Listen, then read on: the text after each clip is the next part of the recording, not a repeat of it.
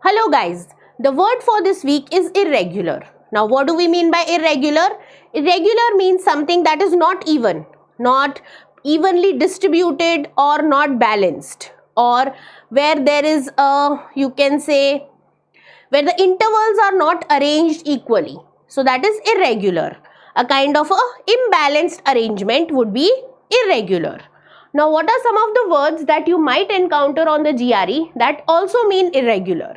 Some of the synonyms for irregular are fitfully. Fitfully means it's not regular, it's occurring in fits.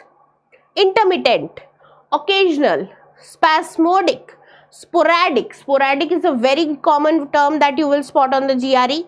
Contorted, serpentine, lopsided. All of these words mean irregular.